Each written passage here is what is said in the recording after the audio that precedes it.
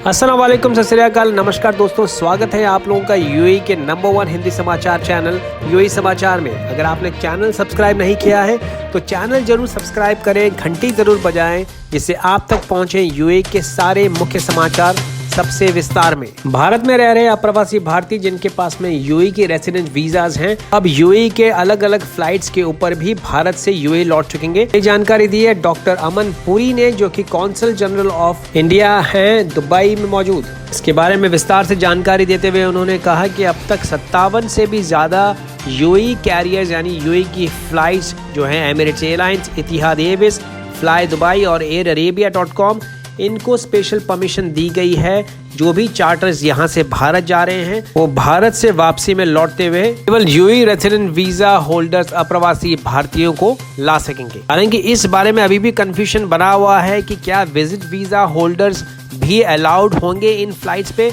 अभी तक इसके बारे में कोई भी खुलासा या क्लैरिफिकेशन नहीं दिया गया है यूएई अथॉरिटीज के द्वारा, और भारतीय सिविल एविएशन अथॉरिटी ने भी हालांकि फिलहाल कोई भी इस पे क्लैरिफिकेशन नहीं दिया है। ये फिलहाल केवल रेसिडेंट वीजा होल्डर्स और जिनके पास में अप्रूवल से आईसीए और जीडीएफआरए से वो ही लौट सकेंगे इन फ्लाइट्स पे। डॉक्टर अमन पुरी ने ये भी कहा कि फिलहाल ये एक एयर बबल एग्रीमेंट है, यानी सिचुएशन को देखते हुए ये 15 अगस्त तक परमिशन दी गई है और 15 अगस्त के बाद में सिचुएशन को वापस रिव्यू किया जाएगा और उसके तहत वापस नया निर्णय लिया जाएगा आगे की फ्लाइट्स के ऊपर। अलेन में रहने वाले 9 अप्रवासी भारतीय जो कि केरल से हैं और पैसे अलग से बचा के रखे हुए थे, उन्होंने इस साल की हज यात्रा के लिए इन पैसों को उन्होंने दान करने का फैसला किया उन लोगों के लिए जो कि भारत में फंसे हुए हैं और अपने परिवार से ईद उल अजहा के त्योहार के दौरान मिलना चाहते थे और वापस यूएई लौटना चाहते थे। ख्याल आया सबसे पहले श्री अब्दुल मजीद को, उसके बाद में इन्होंने अपने भाइयों से इस पूरे आइडिया और विचार को शेयर किया जो कि सबने मिलजुल के माना, और उसके बाद में इन्होंने केरल मुस्लिम कल्चरल सेंटर जो कि एक समाज सेवी संस्था है उनके थ्रू इन्होंने ये पूरे कार्य को अंजाम दिया। 8 भाइयों को पथियापुरा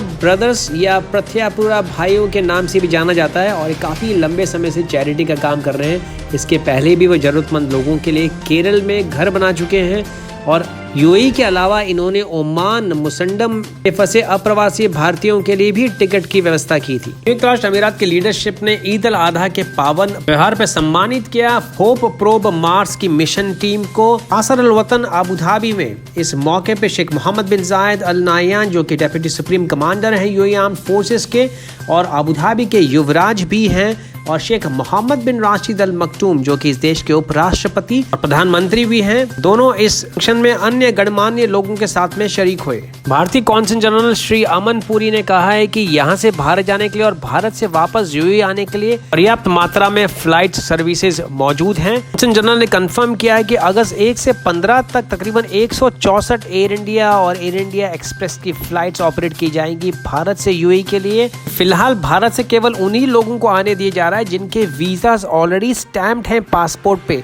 अगर आप विजिट वीजा पे हैं या अगर आपकी नई एम्प्लॉयमेंट वीजा है तो इसके ऊपर फिलहाल कोई भी निर्णय अभी तक नहीं दिया गया है या कोई भी क्लैरिफिकेशन नहीं दिया गया है यूएई अथॉरिटीज के द्वारा भारतीय अथॉरिटीज को। यूएई के मौसम विभाग नेशनल मैट डिपार्टमेंट ने जानकारी दी है कि काफी सारे इलाकों में 42 किलोमीटर प्रति घंटे की रफ्तार से धूल और आंधियों के साथ में बारिश भी हुई और ओलावृष्टि भी। अधिकांश बारिश और तेज हवाएं दुबई के लाभाब डेजर्ट और दुबई से अलेन हाईवे की तरफ होते हुए अलेन शहर के आसपास भी काफी बारिश और आंधी देखी गई। इंडियन कॉन्सुलेट के सर्विसेज को और एफिशिएंट और तेज बनाने के लिए fully appointed Indian consul general doctor Aman Puri ने एक नई सर्विसेज लॉन्च की है।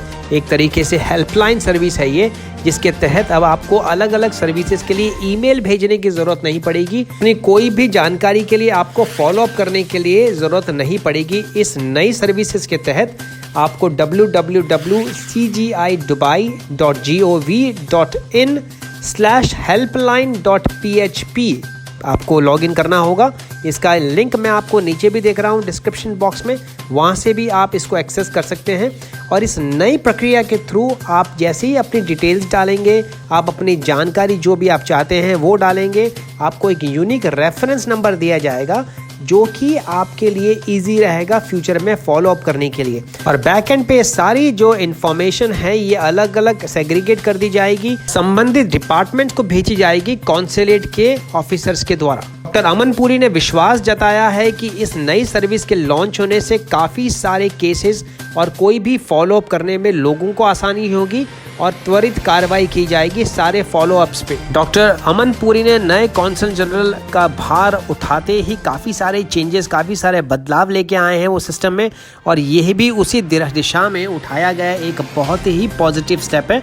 और ऐसा माना जा रहा है कि आने वाले समय में भी काफ़ी सारे नए चेंजेस देखने को मिलेंगे, जिससे कॉन्सुलेट की प्रक्रिया और सर्विसेज में काफ़ी इजाफा होगा। मतलब है कि कॉन्सुलेट पहले ही अनाउंस कर चुका है कि अब वीकेंड पे भी वो खुला रहेगा सुबह 8 बजे से लेकर 10 बजे तक कोई भी इमरजेंसी कार्य के लिए। चले 24 घंटों में 283 नए पॉजिटिव केसेस देखे गए हैं कोरोना वायरस के संयुक्त राष्ट्र अमीरात में।